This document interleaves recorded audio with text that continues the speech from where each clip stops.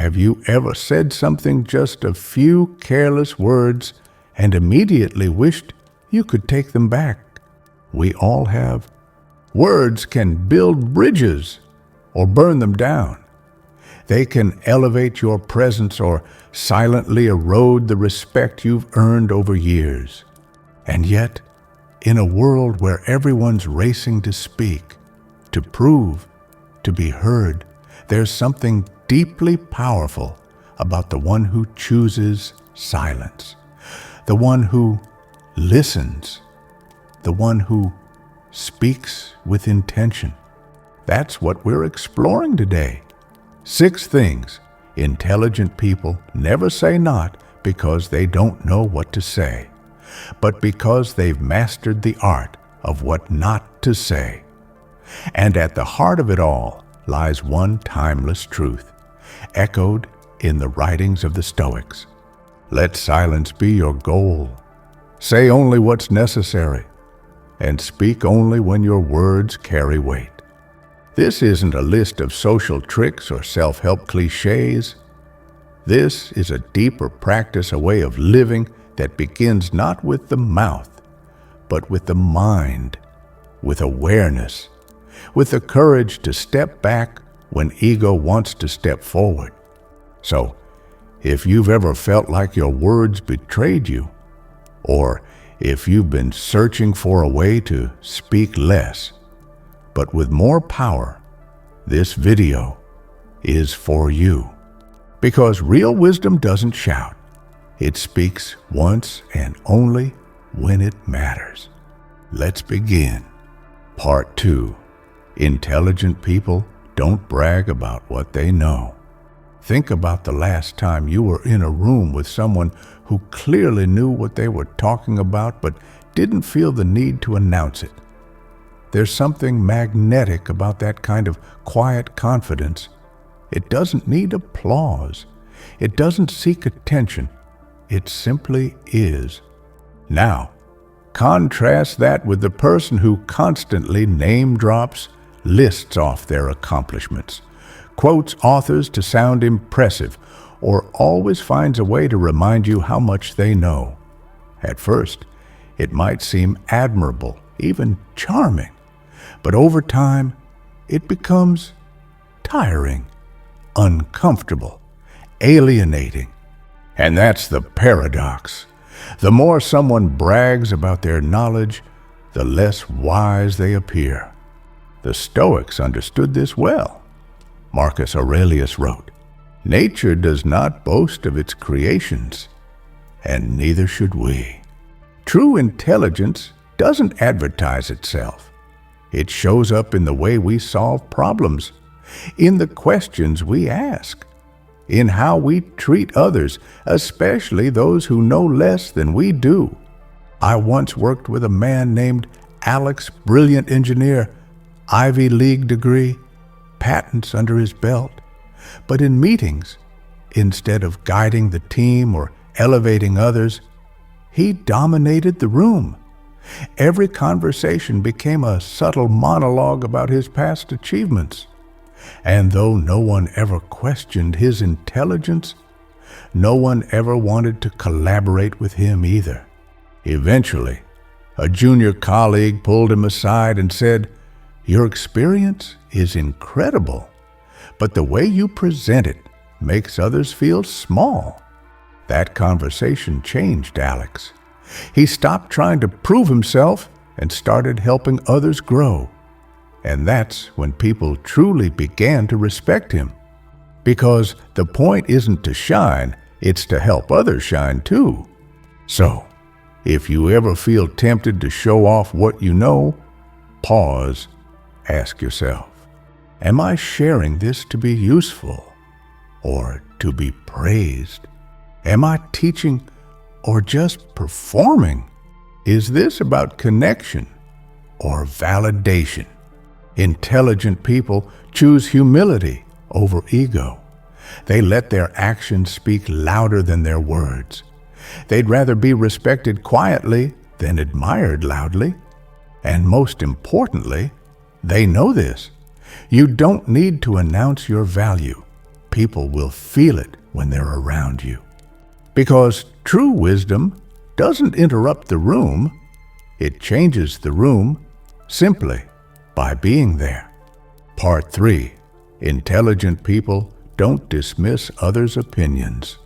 Have you ever shared an idea, something you truly believed in, only to have someone shut it down before you even finished your sentence? It stings, doesn't it? It's not just the dismissal of an idea, it's the dismissal of you, of your thoughts, of your effort. And the worst part, you might even start to question yourself. Maybe I shouldn't have spoken up. Now imagine how many people in meetings, in families, in friendships hold back from contributing, not because they lack ideas, but because they're afraid of being shut down. Truly intelligent people don't create that fear. They create space. They understand one fundamental truth. Everyone sees the world through a different window, and even the smallest window can offer a view you've never considered. I once worked with a manager who prided himself on being efficient. During team meetings, he'd cut people off mid-sentence, labeling their ideas as impractical or already tried. One day, a quiet intern suggested a new workflow. The manager barely let him finish before saying, "No, that won't work." Later, the same intern shared his idea slightly rephrased with another team. It ended up saving the company thousands of dollars. When the manager heard about it, he said, "Why didn't anyone bring that up sooner?" But someone did. He just didn't listen. The Stoics taught us that openness is a strength, not a weakness. Marcus Aurelius reminded himself, "You cannot learn what you think you already know." Dismissiveness is not intelligence, it's insecurity wrapped in impatience. It says, "I already have the answers, and nothing you say can teach me anything." But true intelligence says, "I may not agree, but I'll listen. I'll consider. I'll stay curious." Here's what intelligent people understand deeply. Listening doesn't mean agreement.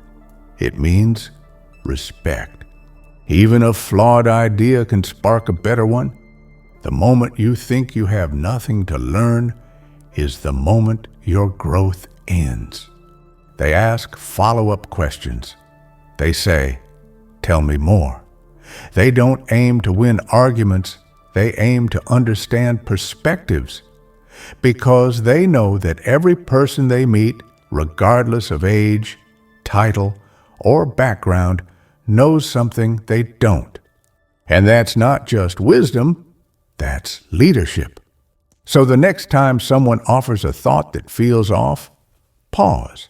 Instead of saying no, try asking, "What makes you think that?" Because behind every opinion is a story, and behind every story is a person who just wants to be heard. And the most intelligent people, they don't need to be the loudest voice in the room. They just need to be the one who listens when no one else will. Part 4. Intelligent people don't complain without purpose. We all have our moments. The traffic's unbearable. The meeting ran long again. Your plans got derailed. Someone dropped the ball. Life didn't go your way. And sometimes we just want to vent.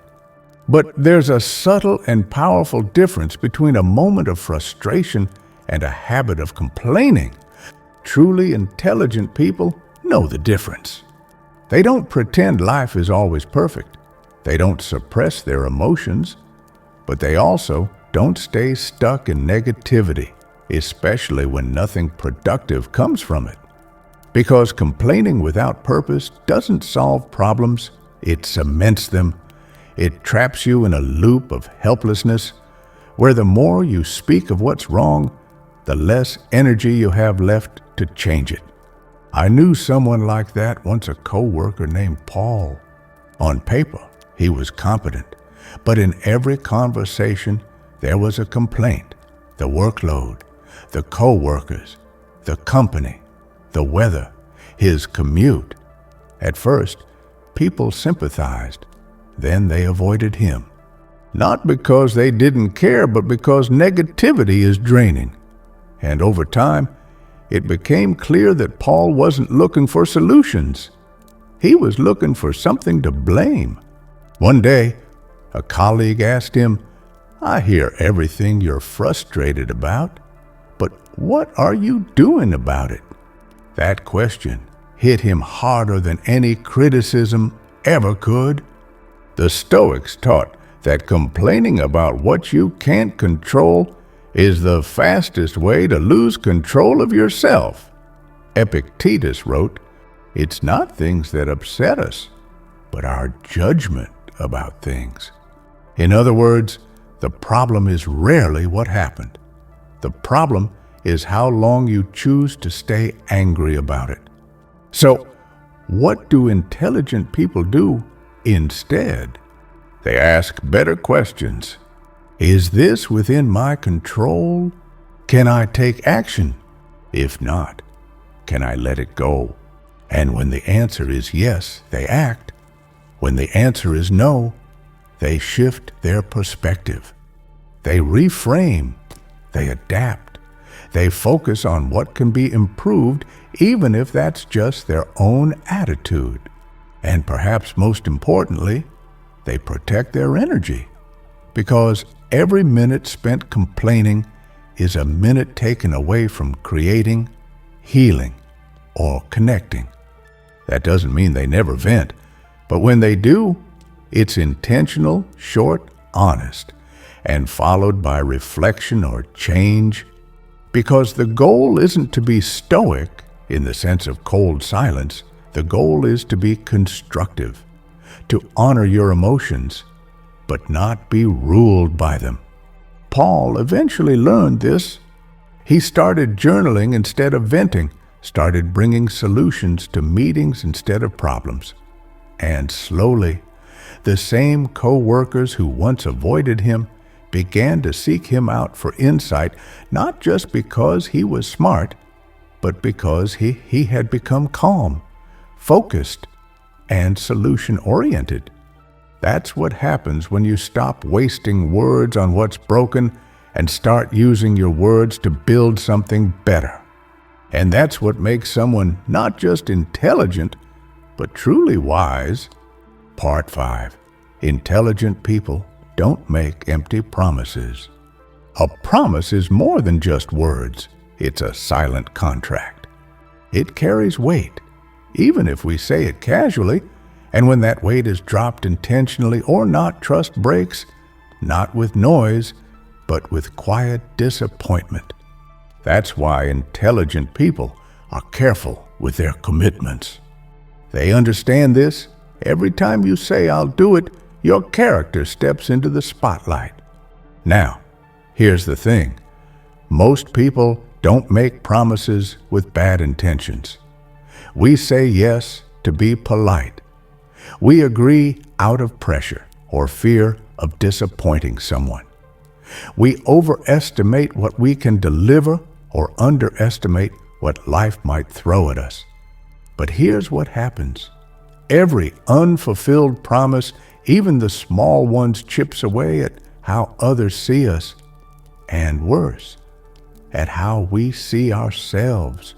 I once knew a man named Greg, reliable, hard-working, kind. But Greg had a habit. He overpromised everything. He'd say, "I'll review it tonight," but forget. "I'll call you back," but never did. "I'll be there," and show up late or not at all. No one questioned his heart, but everyone began to question his word. One day, after missing his daughter's recital for the 3rd time, she left a note on his desk.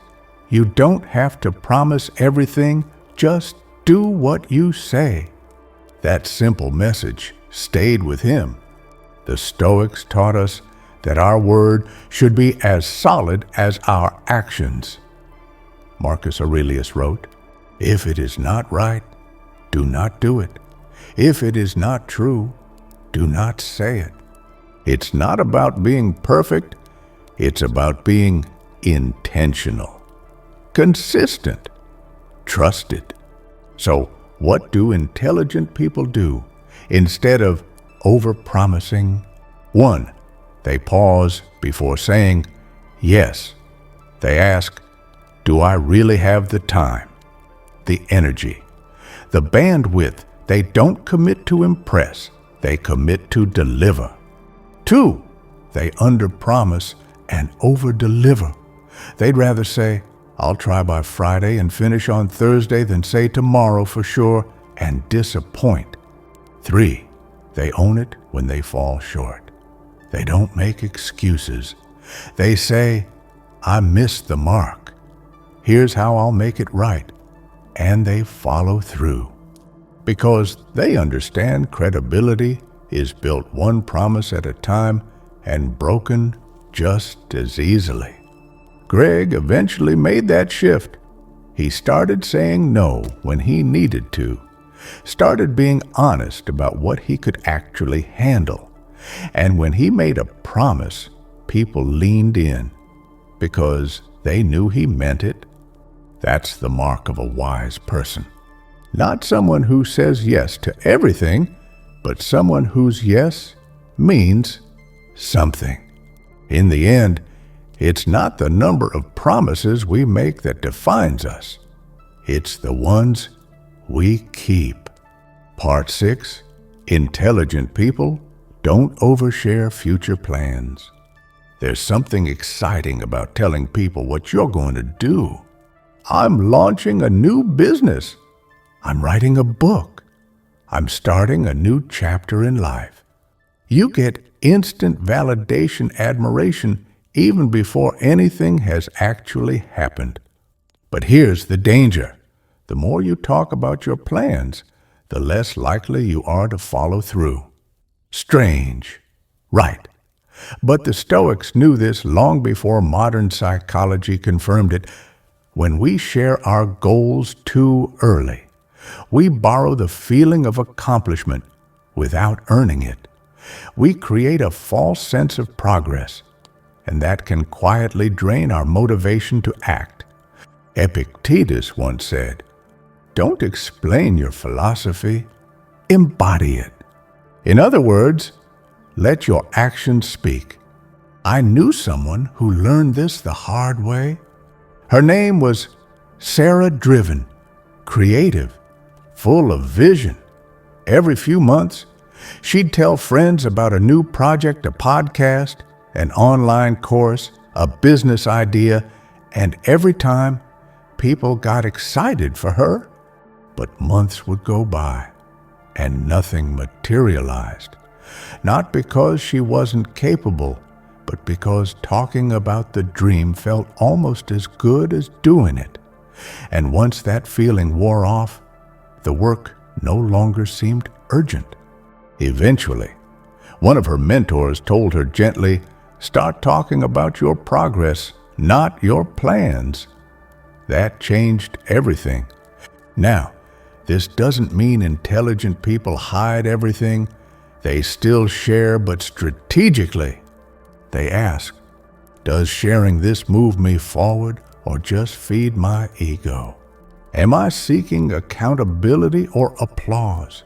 Is this the right time, or do I need to build in silence for now? Because they understand privacy isn't secrecy, it's protection. They know that early exposure can invite premature judgment, outside pressure, and unnecessary distraction. So they build quietly. They take small steps. And when the time is right, they let results speak. Sarah eventually stopped broadcasting every idea. She focused, worked quietly, and a year later, launched something real without the noise. And this time, people didn't just hear about it, they saw it. They trusted it. because it wasn't a promise, it was proof. And that's the essence of Stoic living. Say less, do more. Speak not to impress, but to express truth. Reveal not to be admired, but to be real. Because in the end, people don't remember what you said you'd do. They remember what you actually did. We've reached the end of this journey. 6 things intelligent people never say. Not because they're hiding, not because they're perfect, but because they understand something the world often forgets. That wisdom isn't about knowing more. It's about needing less noise, less attention, less validation, more clarity, more control, more peace.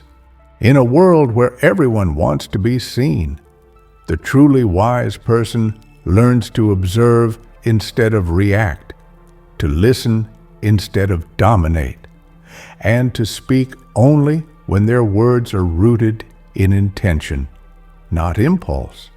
These 6 habits aren't just communication tips, they're character traits. They reflect a mindset shaped by stillness, discipline, and inner strength. A mindset that says, "Let me be known not by what I say, but by what I consistently do." So here's the question. Which of these habits do you see in yourself? And which ones are you ready to release? You don't have to change everything overnight, but if you choose one, just one, and begin to live it daily, you'll begin to feel something rare, a quiet sense of power. Not the kind that needs recognition, but the kind that carries you through chaos with grace. And that, my friend, is real intelligence. If this message spoke to you, I invite you to subscribe to The Silent Thinker. Not for noise, but for depth. Not for trends, but for timeless wisdom that helps you return to yourself. Drop a comment below and let me know which of these 6 spoke the loudest to you and why. Until next time, stay thoughtful, stay steady, and remember, you don't have to say much to say something that matters.